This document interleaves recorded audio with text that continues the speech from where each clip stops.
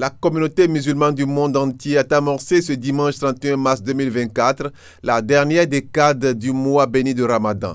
C'est donc ce jour qu'a choisi l'honorable Rachid Gbedamassi pour faire don de plusieurs dizaines de sacs de riz et de Coran au nom de son parti, le Bloc républicain, à la communauté musulmane de la mosquée centrale de Yarakene.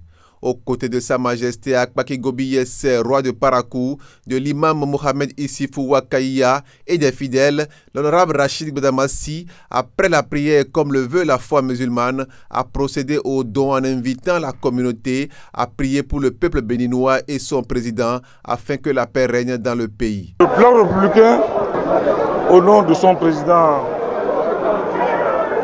le ministre d'État El Hadj Tani,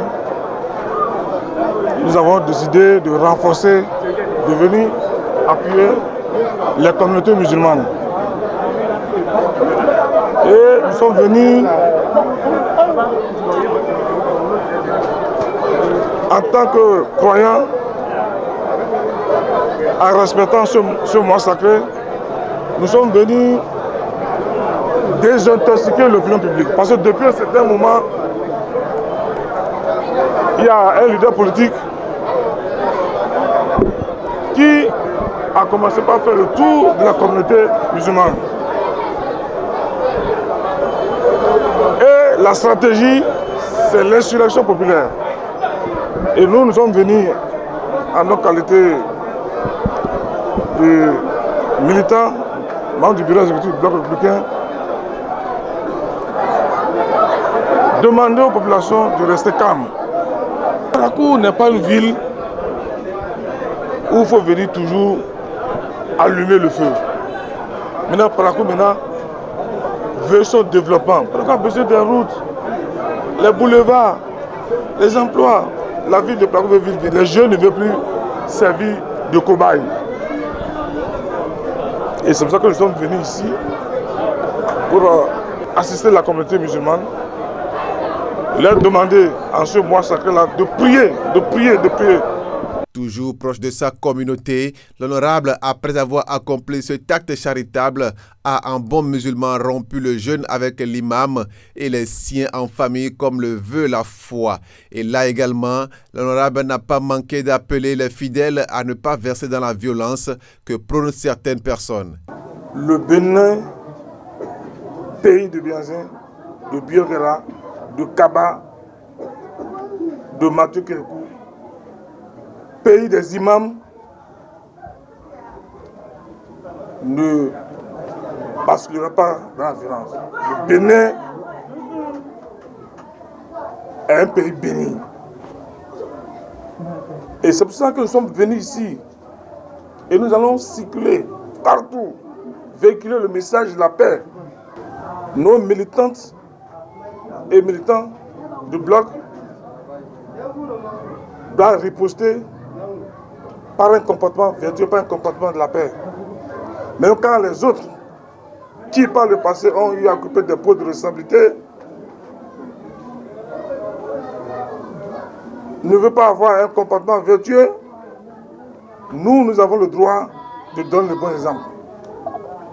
Soucieux des conditions de prière des fidèles, il en a profité pour inviter les uns et les autres à contribuer à achever la mosquée. Et c'est pour ça que je profite de l'occasion pour demander aux généreux de nous aider. Vous avez vu notre mosquée, l'état de notre mosquée, nous voulons finir la mosquée. Nous demandons aux leaders du monde, aux leaders béninois, de nous aider au nom de ce mois sacré pour que vraiment on puisse terminer cette mosquée-là. Pour finir, il a, en tant qu'émissaire, annoncé une tournée du président de son parti, son Excellence Abdoulaye Bio-Tchane. Je suis venu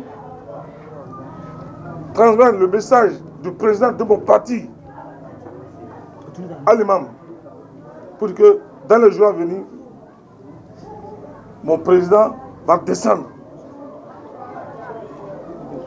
et va dire sa part de vérité. Je l'ai dit tout à l'heure, cher ami journaliste, et vous êtes d'accord avec moi que nous sommes dans une démocratie. Je suis pas en train de donner les cours en sciences politiques. Mais dans une démocratie plurielle, il y a des institutions de la République, il y a des institutions de contre-pouvoir.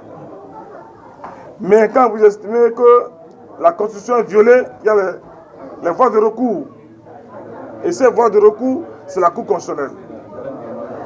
La décision de la Cour constitutionnelle est sans recours. Elle s'impose aux autorités civiles, militaires, judiciaires. C'est le b.a.-ba.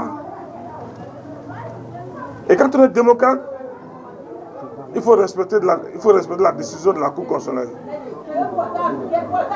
Donc on veut faire croire à l'opinion publique, on veut livrer les parlementaires, que les parlementaires ont voté un code qui viole la Constitution ou bien qui viole l'unité nationale. C'est le voleur qui crée au voleur. Un homme pieux, dès que l'heure de la prière a encore sonné en cette période sainte du Ramadan, l'honorable comme les fidèles de sa communauté se sont inclinés devant Allah le miséricordieux pour implorer sa bénédiction, puisque toute autorité vient de lui et non des hommes. Un geste de foi et de fraternité qui contredit ceux qui pensent que l'honorable faisait tout cela pour garder un quelconque poste politique. Il n'en occupe plus d'ailleurs, mais est toujours avec ses frères et sœurs dans la foi.